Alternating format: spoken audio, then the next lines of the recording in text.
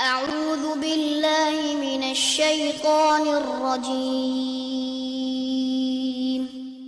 بسم الله الرحمن الرحيم الحمد للہ والصلاة والسلام علی رسول اللہ اما بعد۔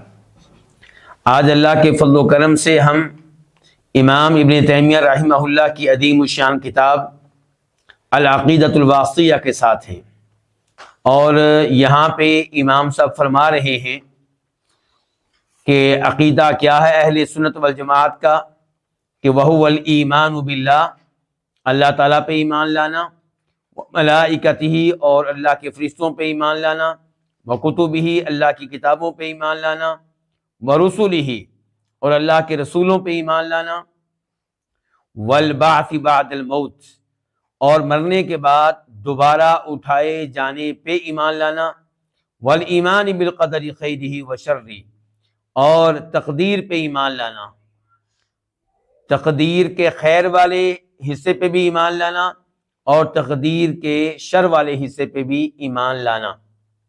تو یہ ایمان کے ارکان کہلاتے ہیں، اور یہ کتنے ہیں؟ 6۔ ان میں سے 4 کے اوپر تفصیل کے ساتھ گفتگو ہو چکی ہے، آج باقی 2 ارکان کے اوپر گفتگو ہوگی۔ تو آج 5واں رکن ہے البعث۔ البعث کا مطلب کیا؟ کہ دوبارہ زندہ کیے جانا، دوبارہ اٹھایا جانا۔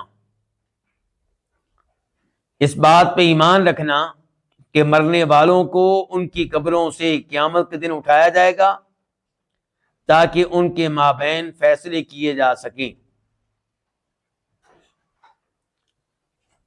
اور اس پہ ایمان لانا نہایت ضروری ہے۔ اس کا انکار کفار نے کیا ہے، چنانچہ اللہ رب العزت قرآن حکیم میں ارشاد فرماتے ہیں سورہ تغابن میں، زعم الذین کفروا ان لن یبعثوا قل بلی وربی لتبعثن، کہ کافروں نے یہ گمان کر رکھا ہے کہ انہیں مرنے کے بعد اٹھایا نہیں جائے گا۔ قل، آپ کہہ دیں، بلا، کیوں نہیں، وربی، میرے رب کی قسم، لتبعثن، یقینی طور پہ تمہیں مرنے کے بعد دوبارہ زندہ کیا جائے گا، اٹھایا جائے گا۔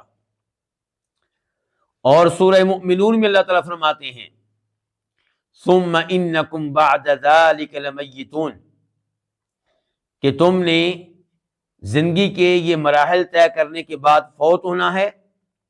ثم انکم یوم القیامۃ تبعثون، پھر قیامت کے دن تمہیں دوبارہ اٹھایا جائے گا۔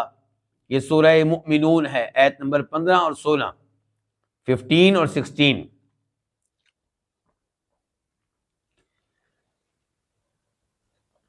اللہ رب العزت نے بعث کے انکار کو، دوبارہ اٹھائے جانے کے انکار کو کفر قرار دیا ہے۔ چنانچہ اللہ تعالیٰ فرماتے ہیں سورہ رعد میں آیت نمبر 5 میں، وَإِن تَعْجَبْ فَعَجَبٌ قَوْلُهُمْ أَإِذَا كُنَّا تُرَابًا أَإِنَّا لَفِي خَلْقٍ جَدِيدٍ، کہ اگر آپ تعجب کرنا چاہیں تو تعجب والی چیز ان کی یہ گفتگو ہے، ان کا یہ کہنا ہے کہ کیا جب ہم مٹی ہو جائیں گے تو کیا ہمیں دوبارہ زندہ کیا جائے گا، دوبارہ پیدا کیا جائے گا، دوبارہ زندگی دی جائے گی؟ اللہ تعالیٰ فرماتے ہیں اولئک الذین کفروا بربہم، یہی لوگ ہیں جنہوں نے اپنے رب کا کفر کیا ہے۔ اور یہاں پہ کفر سے مراد کیا ہے؟ کس بات کا انکار؟ بعث کا انکار، یعنی کہ اس بات کا انکار کہ انہیں دوبارہ اللہ تعالیٰ اٹھائیں گے۔ تو یہ کہنا چاہتے ہیں کہ جب ہم مٹی ہو جائیں گے پھر کیسے اٹھایا جا سکتا ہے؟ گویا کہ اللہ کی قدرت کا انکار ہو رہا ہے۔ وَأُولَئِكَ الْأَغْلَالُ فِي أَعْنَاقِهِمْ، اور یہی لوگ ہیں جن کی گردنوں میں طوق ہوں گے۔ وَأُولَئِكَ أَصْحَابُ النَّارِ، اور یہی لوگ جہنم میں رہیں گے۔ ہم فیہا خالدون، اور جہنم میں ہمیشہ ہمیشہ رہیں گے۔ یہ عقیدہ کفری عقیدہ ہے۔ کون سا؟ بعث کے انکار کا، دوبارہ اٹھائے جانے کے انکار کا۔ اور یہ کفری عقیدہ کیوں نہ ہو؟ اس میں اللہ تعالیٰ کی کئی صفات کا انکار ہے۔ مثال کے طور پہ اللہ کے علم کا انکار۔ وہ کہتے تھے کہ جب ہم مٹی ہو جائیں گے تو ہمارے جسم کے اعضاء مٹی مٹی ہو جانے کے بعد زمین کی مٹی کے ساتھ مل جائیں گے، تو پھر کیسے ہمیں اٹھایا جائے گا؟ تو اللہ تعالیٰ نے قرآن حکیم میں کئی مقامات پہ بیان کیا کہ اللہ تمہارے ایک ایک ذرے کو جانتا ہے، اللہ کو تمہارے جسم کے ایک ایک حصے کے بارے میں علم ہے۔ تو یہ الفاظ ان کے اللہ کے علم کا انکار ہیں، اور ایسی اللہ کی قدرت کا انکار کہ یہ کیسے ممکن ہے کہ جب ہم بسیدہ ہڈیاں ہو جائیں گے تو ہمیں اٹھایا جائے گا، ہمیں زندہ کیا جائے گا۔ تو وہ اللہ کے علم کا بھی انکار کرتے ہیں جب بعث کا انکار کرتے ہیں، اللہ کی قدرت کا بھی انکار کرتے ہیں، اور اللہ تعالیٰ کی حکمت کا بھی انکار کرتے ہیں۔ تو یہ ہر لحاظ سے کفری عقیدہ ہے۔ اس لیے مسلمانوں کو چاہیے کہ بعث کے اوپر ایمان لائیں اور 100% ایمان لائیں۔ بعث کے اوپر دوبارہ اٹھائے جانے کے اوپر جیسے قرآن دلالت کرتا ہے، احادیث دلالت کرتی ہیں، علماء کرام کا اس بات پہ اجماع اور اتفاق بھی ہے۔ اس عقیدے میں علماء اسلام میں کوئی شک و شبہ نہیں ہے۔ اگر اس عقیدے کا انکار کیا ہے تو کنہوں نے کیا ہے؟ فلاسفہ نے کیا ہے۔ اسی لیے علماء کرام نے فلاسفہ کو ان 73 فرقوں میں شمار نہیں کیا جو نبی علیہ الصلوۃ والسلام کی امت کا حصہ ہیں، یا اپنے ایسے ہی خطرناک عقائد کی وجہ سے 73 فرقوں سے باہر ہیں، گویا کہ ان کا اسلام سے کوئی تعلق، کوئی واسطہ نہیں ہے۔ عقلی دلائل بھی ہمیں یہی بتاتے ہیں کہ بعث کا عقیدہ بالکل ٹھیک ہے۔ چند عقلی دلائل آپ کے سامنے رکھنا چاہوں گا۔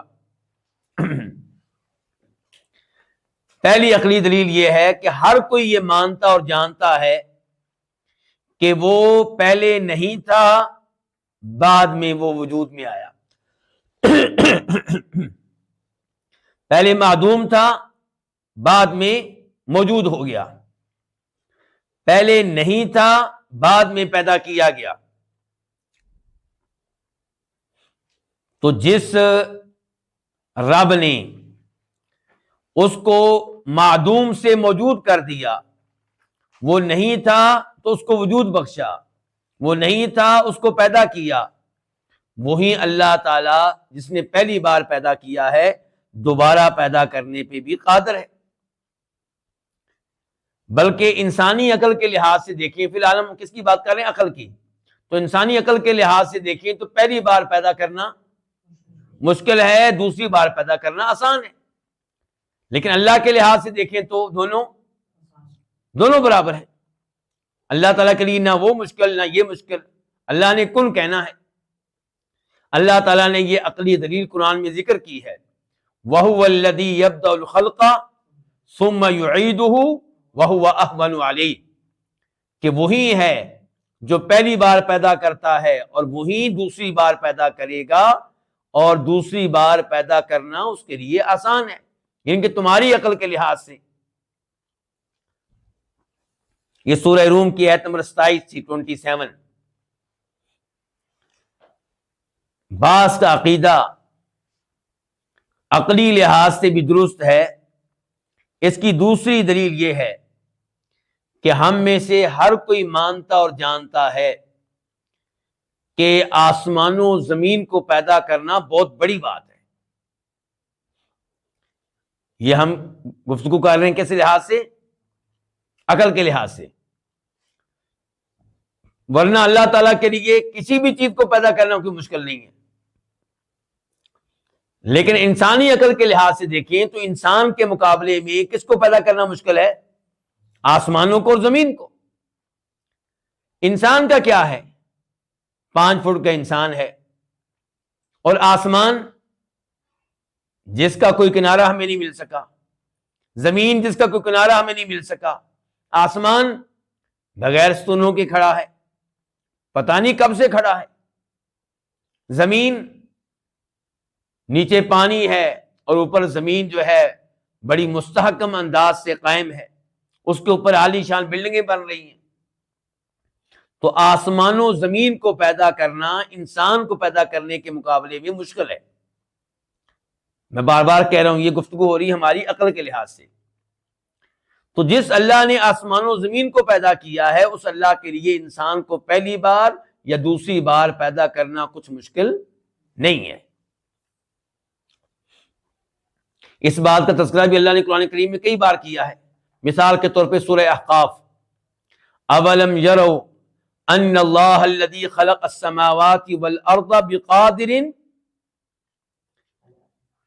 علی ان یخلق مثلہن، کہ انہوں نے دیکھا نہیں کہ جس اللہ نے آسمان و زمین کو پیدا کیا ہے، ولم یعی بخلقہن، اور وہ اللہ آسمان و زمین کو پیدا کر کے کچھ تھک نہیں گیا،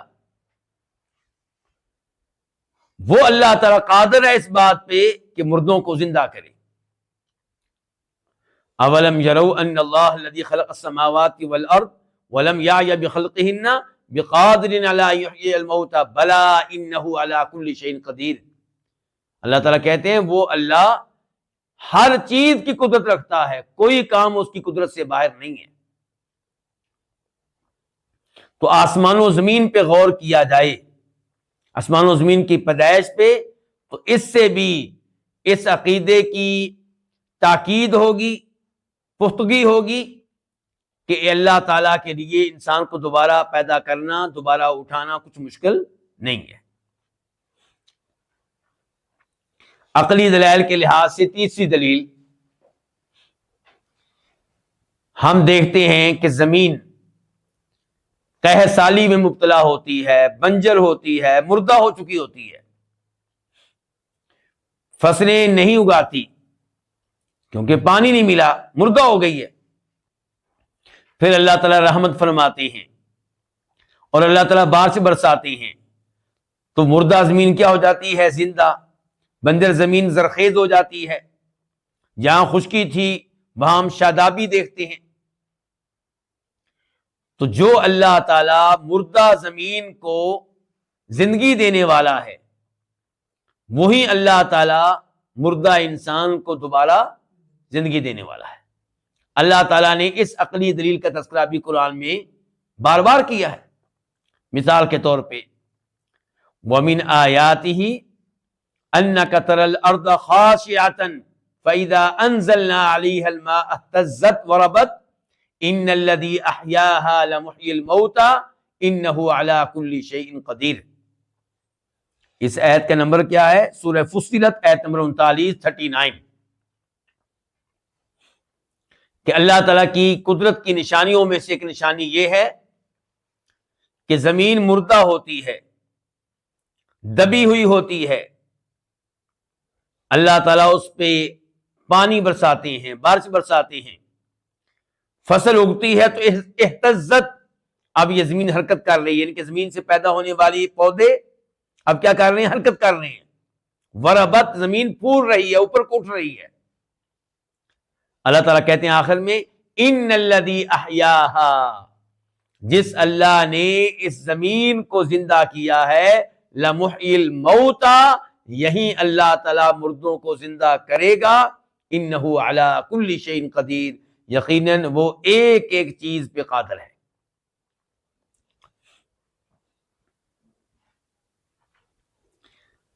چوتھے نمبر پہ عقلی دلیل، کس عقیدے پہ؟ عقیدہ بعث پہ، کہ اللہ تعالیٰ دوبارہ لوگوں کو اٹھائیں گے قبروں سے، زندہ کریں گے، ان کا حساب کتاب ہوگا۔ چوتھی دلیل یہ ہے کہ حکمت یہ تقاضا کرتی ہے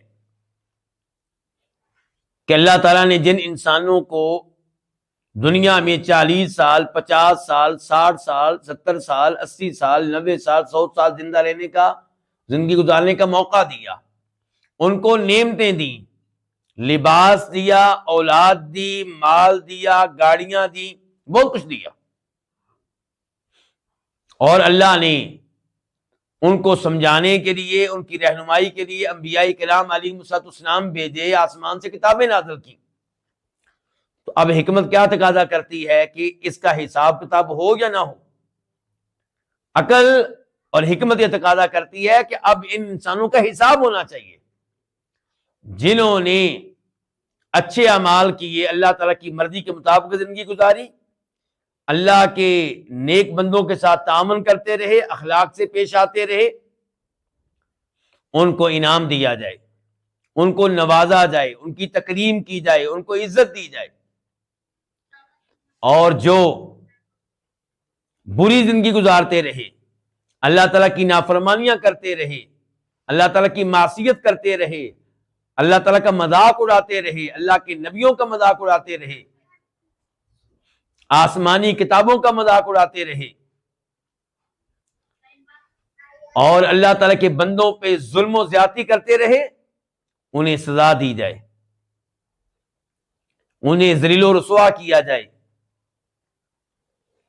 تو اس لحاظ سے بھی عقیدہ بعث برحق عقیدہ ہے، درست عقیدہ ہے، اور اللہ تعالیٰ اس دلیل کا تذکرہ کرتے ہوئے قرآن میں فرماتے ہیں افحسبتم انما خلقناکم عبثا وانکم الینا لا ترجعون، تم نے کیا سمجھ رکھا ہے کہ ہم نے تم کو فضول پیدا کیا ہے، عبث میں پیدا کیا ہے، کھیل تماشے کے طور پہ پیدا کیا ہے، بے مقصد پیدا کیا ہے، اور تم کیا سمجھتے ہو کہ وَأَنَّكُمْ إِلَيْنَا لَا تُرْجَعُونَ، کہ تم ہمارے سامنے پیش نہیں کیے جاؤ گے، ہماری طرف نہیں لوٹائے جاؤ گے۔ فَتَعَالَى اللَّهُ الْمَلِكُ الْحَقُّ، اللہ تعالیٰ فضول حرکت، کوئی فضول کام نہیں کرتا، اللہ کوئی بے مقصد کام نہیں کرتا، اللہ کوئی بے فائدہ کام نہیں کرتا، اللہ کے ہر کام کے پیچھے کوئی نہ کوئی حکمت ہوتی ہے۔ فَتَعَالَى اللَّهُ الْمَلِكُ الْحَقُّ، وہ شہنشاہ، ممکن نہیں ہے کہ کوئی ایسا کام کرے جو عبث ہو، جو بے مقصد ہو، جو بے فائدہ ہو۔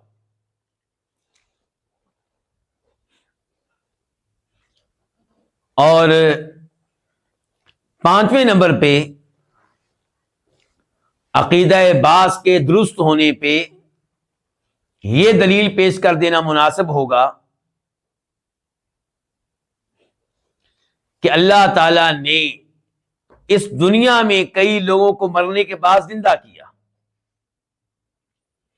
اس میں اللہ تعالیٰ کی کئی حکمتیں ہوں گی۔ ایک حکمت یہ بھی ہے کہ لوگوں کو یقین ہو جائے کہ اللہ تعالیٰ مردوں کو دوبارہ زندہ کرنے پہ قادر ہیں اور زندہ کریں گے۔ مثال کے طور پہ آپ سورہ بقرہ کو لے لیں، سورہ بقرہ میں اللہ نے 5 واقعات بیان کیے ہیں، کس چیز کے؟ مردوں کو زندہ کرنے کے۔ نمبر 1،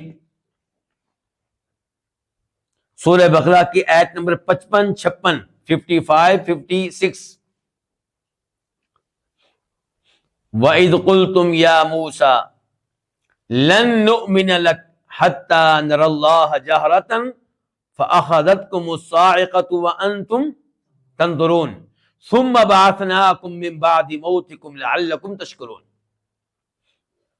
اللہ تعالیٰ کہہ رہے ہیں بنی اسرائیل کو مخاطب کر کے کہ یاد کرو اس وقت کو جب تم نے کہا کہ اے موسیٰ علیہ السلام، ہم ہرگز نہیں ایمان لائیں گے جب تک کہ ہم اللہ کو آنکھوں سے نہ دیکھ لیں۔ فَأَخَذَتْكُمُ الصَّاعِقَةُ، تو تمہیں بجلی کی کڑک نے پکڑ لیا، یعنی کہ اللہ کا عذاب آیا اس مطالبے کی وجہ سے۔ تو اللہ کو دیکھنے کا مطالبہ کرنا اتنا بڑا جرم ہے؟ کیوں جی؟ یہ تو موسیٰ علیہ السلام نے بھی کہا تھا ربی ارنی انظر الیک، کہ یا اللہ میں تجھے دیکھنا چاہتا ہوں۔ موسیٰ علیہ السلام نے یہ نہیں کہا تھا کہ یا اللہ میں تجھے دیکھنا چاہتا ہوں، اگر میں نہ دیکھ سکا تو میں ایمان نہیں لاؤں گا۔ ان کا جرم یہ ہے کہ کیا کہہ رہے ہیں کہ ہم ایمان ہی نہیں لائیں گے جب تک کہ اللہ کو آنکھوں سے نہ دیکھ لیں۔ تو کیا ہوا پھر؟ عذاب آیا اللہ تعالیٰ کا، بجلی کی کڑک نے پکڑ لیا۔ ثم بعثناکم من بعد موتکم، اللہ تعالیٰ کہتے ہیں پھر ہم نے تمہارے مر جانے کے بعد تمہیں دوبارہ زندہ کیا۔ کیوں؟ لعلکم تشکرون، تاکہ تم اس نعمت پہ کہ اللہ نے دوبارہ زندگی دی ہے، دوبارہ موقع دیا ہے، اللہ کا شکر ادا کرو۔ تو کیا یہ واقعہ اس بات کی بین دلیل، واضح دلیل نہیں ہے کہ اللہ تعالیٰ مردوں کو زندہ کرنے پہ قادر ہیں اور یہ کہ زندہ کریں گے؟ کیونکہ آپ انہی الفاظ پہ غور کریں، اللہ تعالیٰ کہتے ہیں ہم نے کیوں زندہ کیا دوبارہ؟ تاکہ تم اللہ کا شکر ادا کرو۔ تو اب شکر ادا کریں گے تو اللہ انعام دے گا، نہ شکری کریں گے تو اللہ سزا دے گا۔ دوسرا واقعہ سورہ بقرہ کی آیت نمبر 72 اور 73، 72 اور 73، جہاں پہ اللہ نے تذکرہ کیا ہے اس بات کا کہ اللہ نے حکم دیا تھا بنی اسرائیل کو گائے ذبح کرنے کا۔ وہاں پہ اللہ تعالیٰ کہتے ہیں وَإِذْ قَتَلْتُمْ نَفْسًا فَادَّارَأْتُمْ فِيهَا وَاللَّهُ مُخْرِجٌ مَا كُنْتُمْ تَكْتُمُونَ، کہ یاد کرو اس وقت کو کہ جب تم نے ایک انسان کو قتل کیا، پھر تم آپس میں اختلاف کرنے لگے، قاتل وہ ہے، وہ کہنے لگے نہیں قاتل یہ ہیں، اور اللہ تعالیٰ اس کو زہر کرنے والا تھا جس چیز کو تم چھپا رہے تھے۔ چنانچہ اللہ کی طرف سے حکم کیا ہے فَقُلْنَا اضْرِبُوهُ بِبَعْضِهَا، کہ گائے کا کچھ حصہ اس مقتول پہ مارو، گائے کے جسم کا ایک حصہ لے کر اس مقتول پہ مارو۔ تو پھر کیا ہوا؟ اللہ نے اس کو زندہ کر دیا، اس انسان کو، تو اس کو زندہ کیا گیا، وہ لوگ دیکھ رہے تھے۔ اللہ تعالیٰ کہتے ہیں كَذَلِكَ يُحْيِي اللَّهُ الْمَوْتَى، جیسے اللہ نے اس ایک بندے کو زندہ کیا ایسے ہی اللہ تعالیٰ باقی سب کو زندہ کرے گا۔ وَيُرِيكُمْ آيَاتِهِ، اللہ تمہیں اپنی آیتیں دکھاتا ہے، لَعَلَّكُمْ تَعْقِلُونَ، تاکہ تم سمجھ جاؤ۔ اور اللہ تعالیٰ فرماتے ہیں ایک اور مقام پہ مَا خَلْقُكُمْ وَلَا بَعْثُكُمْ إِلَّا كَنَفْسٍ وَاحِدَةٍ، کہ ایک انسان کو دوبارہ زندگی دینا یا سب کو اللہ تعالیٰ کے لیے ایک جیسا ہے۔ ایسا نہیں ہے، انسانوں والا معاملہ نہیں ہے کہ ایک چیز بنا لی ہے تو اب تھک گیا ہے، ایک مکان بنا لیا ہے تو بس ہو گئی ہے، بڑی مشکل سے بنایا ہے جی، پسینے چھوٹ گئے ہیں جی، بوڑھا ہو گیا ہوں جی مکان بناتے بناتے۔ نہیں، ایسا اللہ تعالیٰ کے ساتھ کوئی ایسا مسئلہ ہی نہیں۔ اللہ نے کن کہنا ہے، تو اللہ تعالیٰ کے لیے جیسے ایک انسان کو پیدا کرنا ہے ایسے ہی سب کو پیدا کرنا ہے، جیسے ایک مردے کو زندہ کرنا ہے ایسے سب مردوں کو زندہ کرنا ہے۔ سورہ بقرہ میں مردوں کو زندہ کرنے کے کتنے واقعات آپ کے سامنے رکھ دیے گئے؟ 2۔ تیسرے نمبر پہ اللہ تعالیٰ فرماتے ہیں آیت نمبر 243، 243، أَلَمْ تَرَ إِلَى الَّذِينَ خَرَجُوا مِنْ دِيَارِهِمْ وَهُمْ أُلُوفٌ حَذَرَ الْمَوْتِ فَقَالَ لَهُمُ اللَّهُ مُوتُوا ثُمَّ أَحْيَاهُمْ إِنَّ اللَّهَ لَذُو فَضْلٍ عَلَى النَّاسِ وَلَكِنَّ أَكْثَرَ النَّاسِ لَا يَشْكُرُونَ، کہ کیا آپ نے نہیں دیکھا ان لوگوں کی طرف جو اپنے گھروں سے نکلے جبکہ تعداد کے لحاظ سے وہ کتنے تھے؟ ہزاروں۔ کیوں نکلے؟ حذر الموت، موت سے ڈرتے ہوئے۔ کیا مطلب موت سے ڈرتے ہوئے؟ علماء کرام نے اس کی تفسیر میں ایک تو یہ لکھا ہے کہ کوئی وبا آئی تھی، بیماری آئی تھی، اس کے ڈر سے نکل گئے۔ ہماری شریعت نے کیا تعلیمات دی ہیں کہ طاعون کی بیماری اگر کسی شہر میں آ چکی ہے تو اس شہر میں رہنے والے لوگ اس شہر سے نہ نکلیں، بیماری کے ڈر سے نہ بھاگیں، ادھر ہی رہیں، صبر کریں۔ اور طاعون کی بیماری میں جو صبر کرے اور فوت ہو جائے تو اس کی موت کون سی ہوگی؟ شہادت کی موت ہوگی۔ اور جو دوسرے لوگ ہیں وہ اس شہر میں نہ آئیں، اس بیماری کے آ جانے کے بعد وہ اپنے شہروں میں ہی رہیں۔ تو یہ لوگ جو ہے موت کے ڈر سے نکل گئے۔ دوسرے نمبر پہ کہا گیا ہے کہ لڑائی کے خوف سے نکل گئے، جہاد کے خوف سے نکل گئے، ہمیں لڑنا پڑے گا، دشمن شاید حملہ کرنا چاہ رہا تھا اور وہ اس خوف سے نکل گیا کہ ہمیں دشمن کا مقابلہ کرنا پڑے گا، کہیں مر نہ جائیں۔ اللہ تعالیٰ کہتے ہیں فقال لهم اللہ موتوا، موت کے ڈر سے نکلے تھے، اللہ نے نکلتے ہوئے ان کو حکم دیا مر جاؤ. جب اللہ تعالیٰ کہے مر جاؤ تو پھر کیا ہوگا؟ مر جائیں گے، موت آ جائے گی. اللہ تعالیٰ کہتے ہیں ثم احیاہم، پھر اللہ نے ان کو دوبارہ زندگی دی. ان اللہ لذو فضل علی الناس ولکن اکثر الناس لا یشکرون. یہ دوبارہ زندگی اللہ کا ان کے اوپر فضل تھا، اور اب ان کو کیا چاہیے تھا؟ پوری زندگی اللہ کی تعلیمات کے مطابق گزارتے، اللہ کا شکر ادا کرتے ہوئے گزارتے کہ اللہ تعالیٰ نے ہمیں دوبارہ موقع دیا ہے. لیکن اللہ تعالیٰ کہتے ہیں کہ اکثر لوگ شکر نہیں کرتے. کتنے واقعات ہو گئے؟ 3. یہ ایک سورت کی بات ہو رہی، سورہ بقرہ کی. نمبر 4، اللہ تعالیٰ فرماتے ہیں، آیت کا نمبر ہے 259، 259، او کالذی مر علی قریۃ وہی خاویۃ علی عروشہا قال انا یحیی هذه اللہ بعد موتها فاماتہ اللہ 100 عام ثم بعثہ. کہ ایک شخص گزرا ایک بستی کے پاس سے، اور بستی گری پڑی تھی، چھتیں گری پڑی تھیں. اس بستی کو دیکھ کر کہنے لگا اللہ تعالیٰ اس کو کیسے زندہ کرے گا، اس بستی کو، اس بستی میں مرنے والوں کو، جبکہ یہ بستی اب مردہ ہو چکی ہے. تو اللہ نے کیا کیا؟ فاماتہ اللہ، اللہ نے اس آدمی کو فوت کر دیا، اس کو موت دے دی. اور اس کو موت دی کتنے عرصے کے لیے؟ 100 سال کے لیے. اچھا یہ آدمی کون تھا؟ علماء تفسیر کہا کرتے ہیں ابہموا ما ابہم اللہ. علماء تفسیر کیا کہا کرتے ہیں؟ ابہموا، جس چیز کو اللہ نے واضح نہیں کیا، مبہم رکھا ہے، مجمل رکھا ہے، آپ اس کو مبہم ہی رہنے دیں. اگر یہ انسان جس کے ساتھ یہ واقعہ ہوا، اس کا نام بیان کر دینا، اس میں کوئی مقصد ہوتا، کوئی فائدہ ہوتا تو اللہ تعالیٰ بیان کر دیتے. اللہ نے اس کا نام بیان نہیں کیا، نبی علیہ السلام نے بھی اس کا نام بیان نہیں کیا، اور صحابہ کرام نے اس کا نام نہیں پوچھا. تو ہمیں اس مسئلے میں خاموشی اختیار کرنی چاہیے. لیکن علماء تفسیر نے لکھا ہے کہ شاید یہ عزیر تھے. تو بہرحال اللہ تعالیٰ نے ان کو فوت کر دیا. کتنے سال کے لیے؟ 100 سال کے لیے. پھر اللہ نے ان کو دوبارہ زندگی دی. اللہ نے پوچھا کم لبثت، تم اس طرح کتنا عرصہ رہے ہو، ان کے موت کی حالت میں کتنا عرصہ رہے ہو؟ تو کیا کہا؟ یومن او بعد یوم، ایک دن یا دن کا کچھ حصہ. اللہ تعالیٰ نے کہا بل لبثت 100 عام، تم اس حالت میں رہے ہو 100 سال.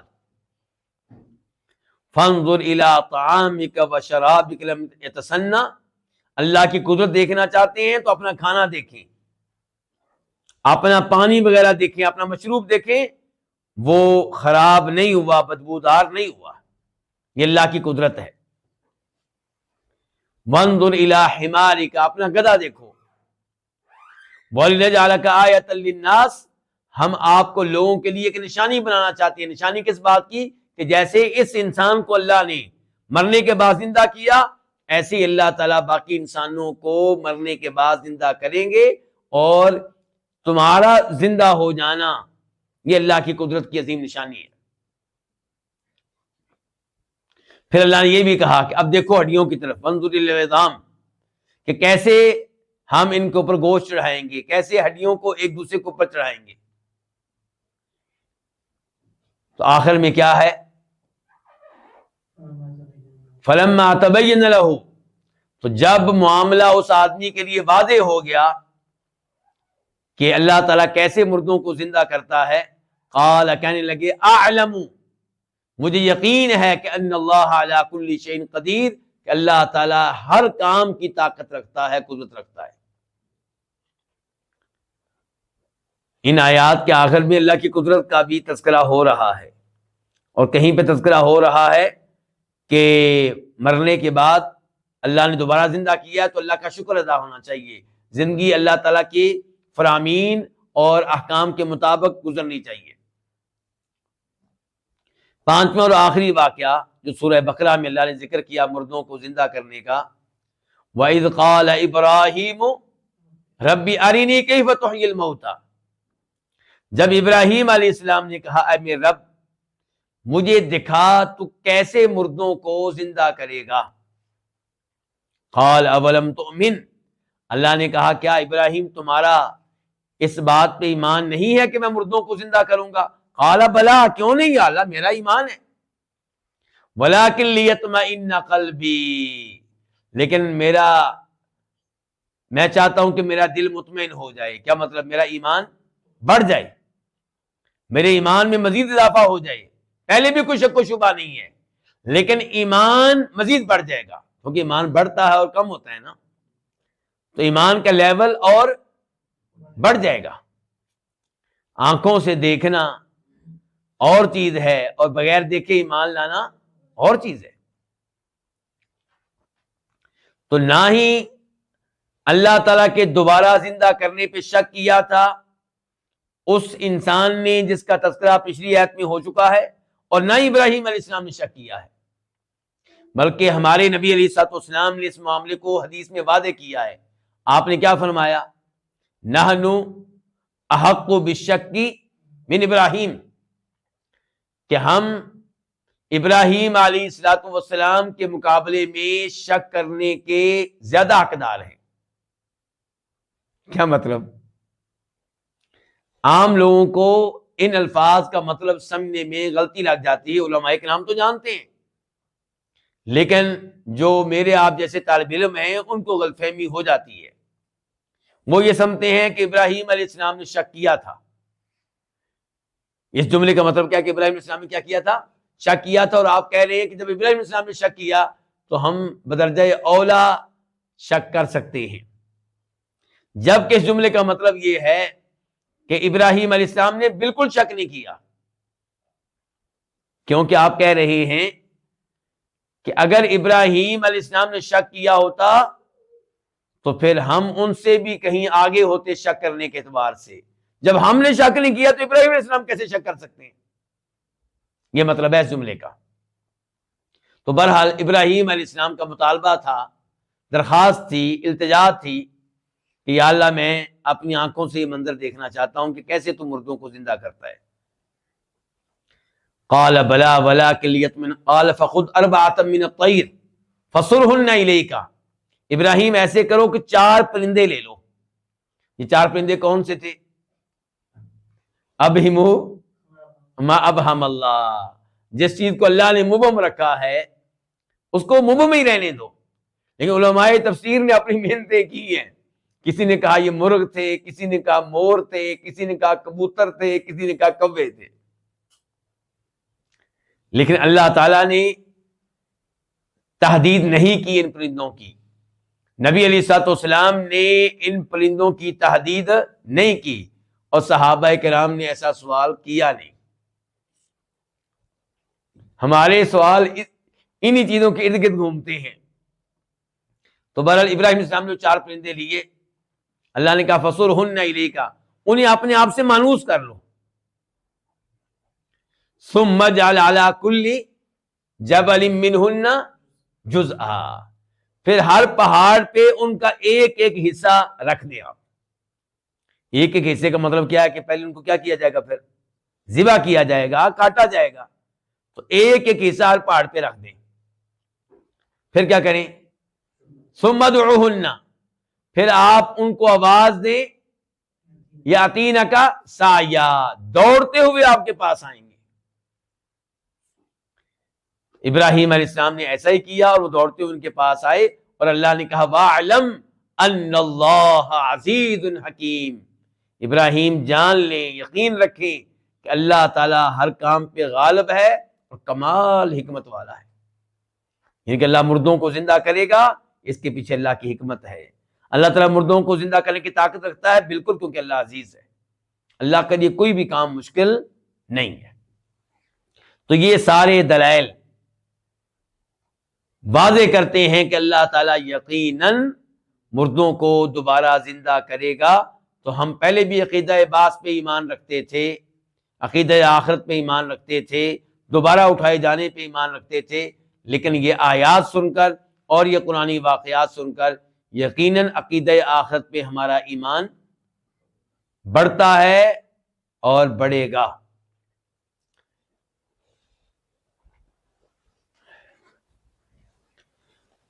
جن لوگوں نے بعث کا انکار کیا ہے ان میں سے کئی لوگ وہ ہیں جو سرے سے بعث کو نہیں مانتے۔ یہ نہیں کہ وہ کہتے ہیں کہ فوت ہوئے تو انسان کی کہانی ختم، اور کچھ وہ کہتے ہیں کہ روحوں کو زندگی ملے گی لیکن جسم یہ نہیں ہوں گے، جسم کوئی اور ہوں گے، تو یہ عقیدہ بھی غلط ہے۔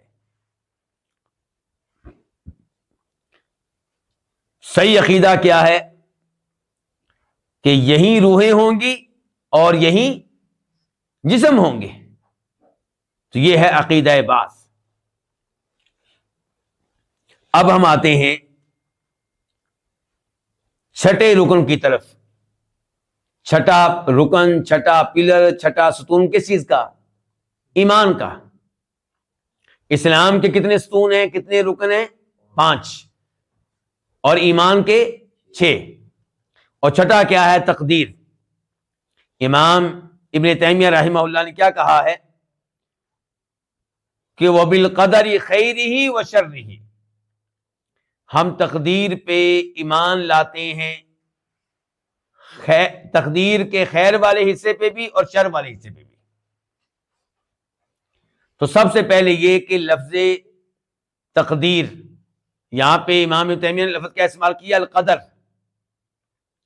تو القدر اس کا معنی اور مفہوم کیا ہے کہ جب آپ کسی چیز کی مقدار کا احاطہ کر لیں، اور یہاں پہ شرعی لحاظ سے تقدیر کسے کہیں گے کہ اللہ تعالیٰ نے تمام چیزوں کی مقدار کو اور ان کی عمر کو، ان کے زمانے کو ازل سے جانا ہے، اللہ کے علم میں ہے۔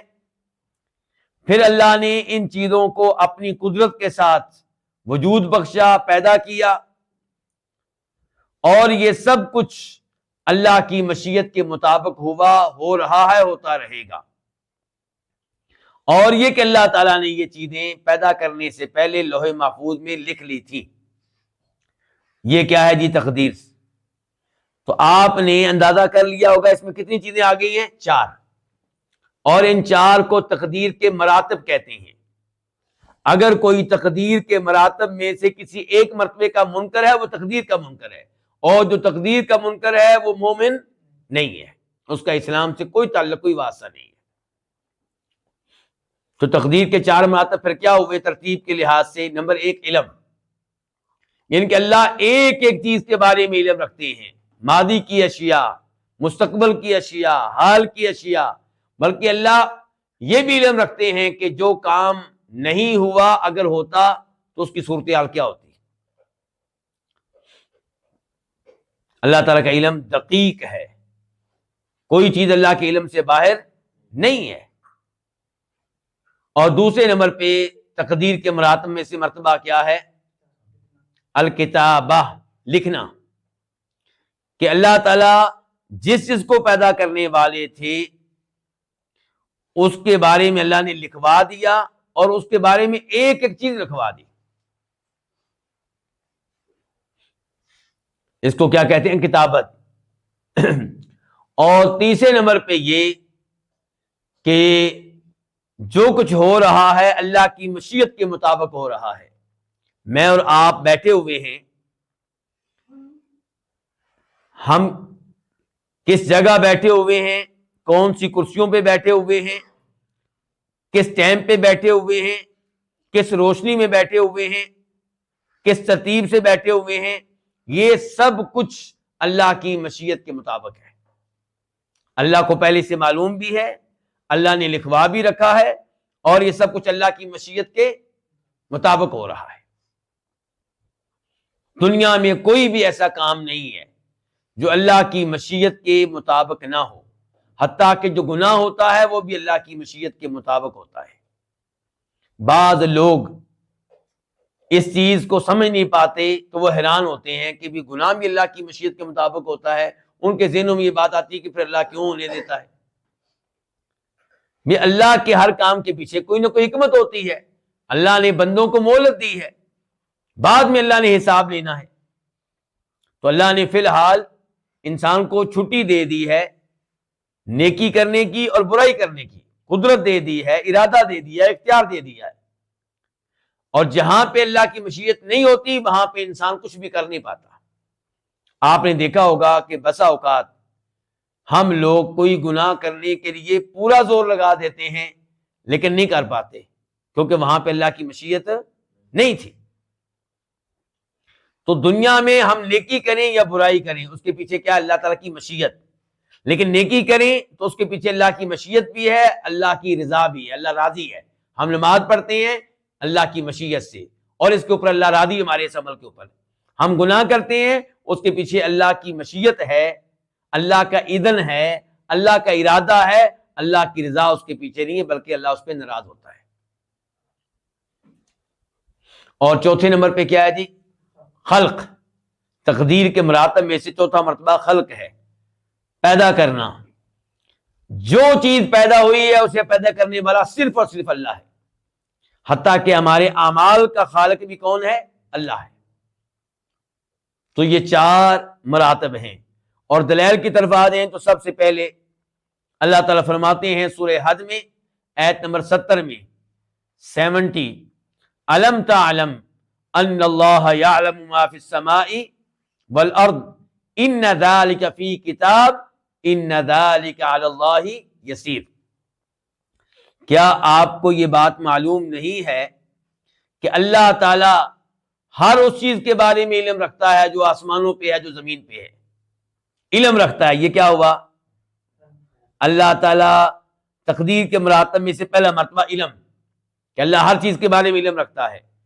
پھر فرمایا ان ذالک فی کتاب, بلکہ جو کچھ بھی آسمان و زمین پہ ہے اس کے بارے میں معلومات کس میں موجود ہیں؟ ایک کتاب میں. تو یہ تقدیر کے مراتب میں سے کون سا مرتبہ ہو گیا؟ دوسرا, کتابت. اور فرمایا ان ذالک علی اللہ یسیر. کوئی یہ نہ سمجھے کہ ہر ایک کے بارے میں سب کچھ لکھوا دینا کیسے ممکن ہے. اللہ تعالیٰ کہتے ہیں میرے لیے تو بہت آسان ہے. تو یہ عقیدہ اپنانا ہوگا کہ اللہ ایک ایک چیز کے بارے میں علم رکھتے ہیں, کوئی بھی چیز اللہ کے علم سے باہر نہیں ہے. اور یہ بھی عقیدہ اپنانا ہوگا کہ ایک ایک چیز لکھی ہوئی ہے. ہو سکتا ہے کوئی یہ سمجھے کہ موٹی موٹی چیزیں لکھی ہوئی ہیں, باریک اشیاء نہیں لکھی ہوئی. نہیں نہیں نہیں, ایک ایک چیز لکھی ہوئی ہے. اور پھر یہاں پہ حدیث ہے مسلم شریف کی 2653 2653, راوی ہیں عبداللہ بن عمرو بن عاص رضی اللہ تعالی عنہ کہ کتب اللہ مقادیر الخلائق قبل ان يخلق السماوات والارض ب50,000 سنہ, کہ اللہ تعالیٰ نے مخلوق کی تقدیر لکھوا دی. کب؟ آسمان و زمین کو پیدا کرنے سے 50,000 سال پہلے. آسمان و زمین کو پیدا کرنے سے 50,000 سال پہلے اللہ نے جس جس کو پیدا کرنا تھا اس کے بارے میں لکھوا دیا. جہاں تک تعلق ہے مرتبہ مشیت کا تو اس کے بھی بہت سے دلائل ہیں. ایک تو یہی ہے جو ہم کیا کہتے ہیں انشاءاللہ. ہر کام میں ہم کیا کہتے ہیں؟ انشاءاللہ. کیا مطلب؟ اگر اللہ چاہے گا, اللہ کی مشیت ہوگی تو کام ہوگا, ورنہ نہیں ہوگا. وما تشاءون الا ان یشاء اللہ رب العالمین, سورہ تکویر, کہ تمہاری مشیت تب پوری ہوتی ہے جب اس کے پیچھے اللہ کی مشیت ہو. تمہاری مشیت ہو, تمہارا ارادہ ہو کوئی کام کرنے کا, اور اللہ کا ارادہ نہ ہو, وہ کام نہیں ہو سکے گا. اسی لیے تو ہم بہت سے کاموں سے رہ جاتے ہیں. رات کو سوچتے ہیں صبح یہ کام کرنا ہے لیکن نہیں کر پاتے. بسا اوقات زور بھی لگاتے ہیں, یقین بھی ہوتا ہے 100% کام ہوگا, ویزا میرے پاس موجود ہے, پاسپورٹ موجود ہے, اور گاڑی جو مجھے ایئرپورٹ چھوڑنے جائے گی اس کا بندوبست ہو چکا ہے، لیکن نہیں، کبھی پاسپورٹ گم ہو جائے گا، کبھی ٹکٹ گم ہو جائے گی، کبھی گاڑی ٹائم پہ نہیں آئے گی، کبھی ٹریفک میں پھنس جائے گی، کبھی فلائٹ کینسل ہو جائے گی، کبھی ایئرپورٹ پہ کسی وجہ سے روک لیا جائے گا، کیونکہ اللہ کی مشیت نہیں ہے۔ اللہ کی مشیت ہوگی تو یہ کام ہوگا۔ اور چوتھے نمبر پہ کیا تھا؟ خلق۔ اللہ تعالیٰ کیا فرماتے ہیں؟ اللہ خالق کل شیء، ایک ایک چیز کا اللہ خالق ہے۔ واللہ خلقکم وما تعملون، اللہ تمہارا بھی خالق، تمہارے اعمال کا بھی خالق۔ تو چاروں مراتب پہ ایمان لانا ضروری ہے، اور ہر مرتبے کے لحاظ سے کئی لوگ گمراہ ہو گئے ہیں۔ کسی نے چاروں مراتب کا انکار کیا تقدیر کے، کسی نے ایک مرتبے کا انکار کیا، کسی نے دو کا انکار کیا، اور ہم اللہ کے فضل و کرم سے تقدیر پہ ایمان لاتے ہیں چاروں مراتب سمیت۔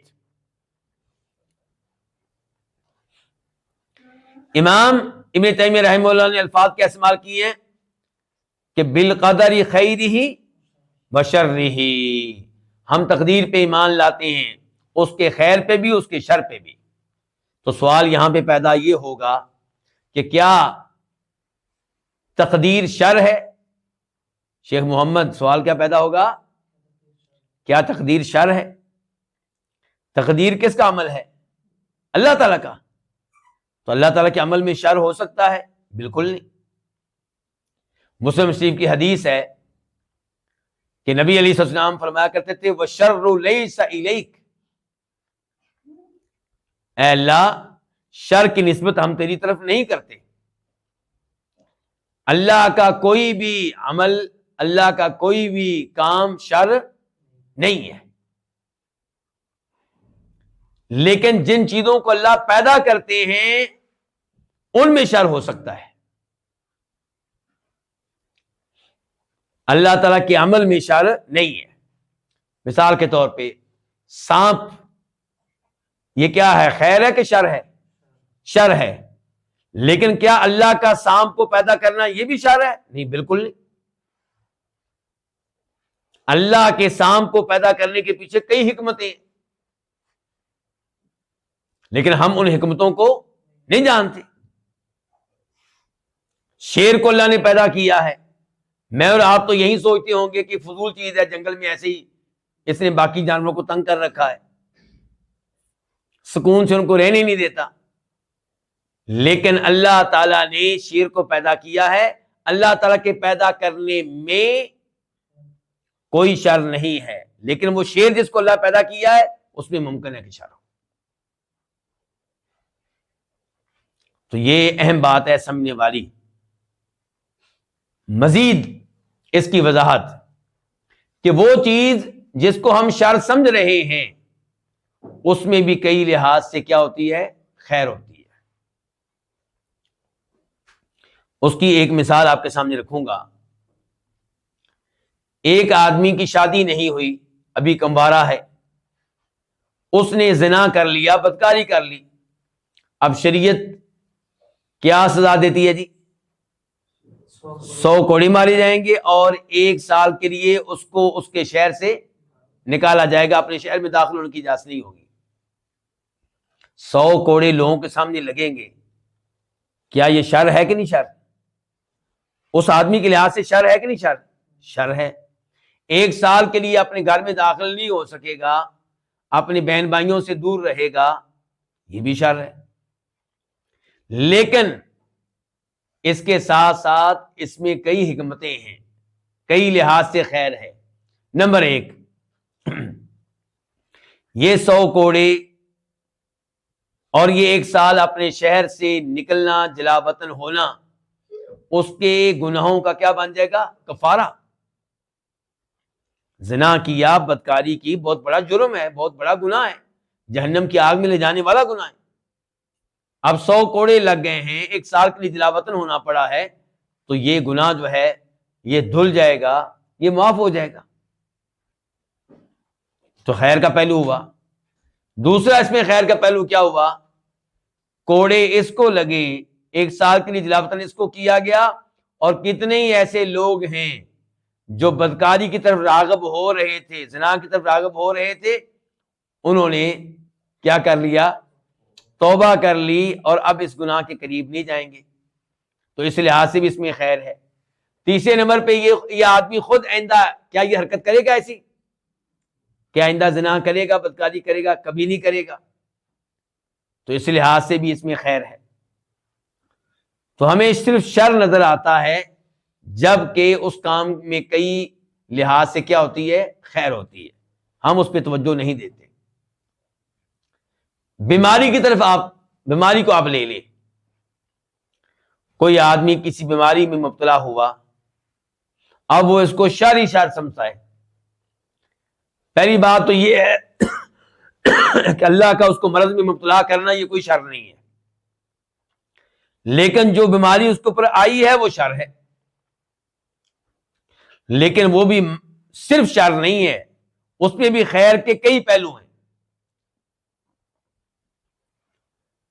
اللہ تعالیٰ کیا فرماتے ہیں قرآن حکیم میں؟ ظہر الفساد فی البر والبحر بما کسبت ایدی الناس لیذیقہم بعض الذی عملوا لعلہم یرجعون. کہ زمین میں فساد ظاہر ہو چکا، مصیبتیں، زلزلے، قتل و غارت، پریشانیاں، جنگیں. کیوں؟ فرمایا لوگوں کے گناہوں کی وجہ سے، تاکہ اللہ تعالیٰ انہیں ان کے کچھ گناہوں کی سزا چکھائے، سب گناہوں کی نہیں. یا اللہ مقصد کیا ہے؟ فرمایا لعلہم یرجعون، تاکہ یہ رب کی طرف رجوع کریں، دین کی طرف رجوع کریں، اپنی اصلاح کریں اور ان گناہوں سے باز آ جائیں. تو خیر کا پہلو ہوا کہ نہ ہوا؟ کتنے ہی لوگ ہیں. میں آپ کو اسی جہاں پہ میں بیٹھا ہوا ہوں یہاں کی مسجد کی مثال دیتا ہوں. اس مسجد کے قریب ہی ایک بلڈنگ ہے، 5 منزلہ 6 منزلہ. اس بلڈنگ کا کچھ جو سنبھالنے والا ذمہ دار ہے، مالک نے جس کو ذمہ دار بنایا ہے، آپ اسے مدیر کہہ لیں، ڈائریکٹر کہہ لیں، آپ اسے مینیجر کہہ لیں آپ. وہ میں جب مسجد میں جاتا ہوں، آتا ہوں، اس کو دیکھتا ہوں، کھڑا ہوتا ہے، فون کر رہا ہوتا ہے، آ رہا ہوتا ہے، جا رہا ہوتا ہے، لیکن مسجد میں نماز پڑھنے کے لیے نہیں آتا تھا. لیکن اب وہ 2-3 ہفتوں سے آ رہا ہے. میری بات ہوئی اسی بلڈنگ میں کام کرنے والے ایک اور آدمی سے. میں نے کہا بھی تم مسجد میں آیا کرو نماز پڑھنے کے لیے، اللہ سے ڈرو. آپ دیکھو تو اب تو تمہارے وہ جو ساتھی ہیں وہ تو نماز پڑھنا شروع ہو گئے ہیں. کہتے ہیں ہاں جی، وہ اصل میں اس کو یہ بیماری لگی ہے، جب سے یہ بیماری لگی ہے تب سے وہ نمازیں پڑھنی شروع ہو گیا. تو کیا یہ بیماری اس کے لیے شر ثابت ہوئی کہ خیر ثابت ہوئی؟ خیر ثابت ہوئی. اللہ کی طرف رجوع ہو رہا ہے، اللہ سے دعائیں ہو رہی ہیں، اللہ سے شفا مانگی جا رہی ہے، اور دعا عبادت ہے. نمازیں پڑھی جا رہی ہیں، نماز عبادت ہے، تلاوت ہو رہی ہے، اذکار ہو رہے ہیں، صدقہ خیرات کیا جا رہا ہے. اور پھر بیماری پہ جو صبر ہو رہا ہے، اس وجہ سے گناہ جڑ رہے ہیں. اب بیماری کے بعد کی زندگی امید ہے نیکی کے لحاظ سے پہلی زندگی سے اچھی اور مختلف ہوگی. اور پھر کئی علماء کرام یہ بھی کہتے ہیں کہ یہ جو بیماری آئی ہے پھر اس کا علاج ہوا ہے. اس بیماری اور علاج میں کئی اور بیماریاں ہوتی ہیں جو ختم ہو جاتی ہیں خود ہی. کئی بیماریوں کو جراثیم ہوتی ہیں جو خود ہی ختم ہو جاتے ہیں.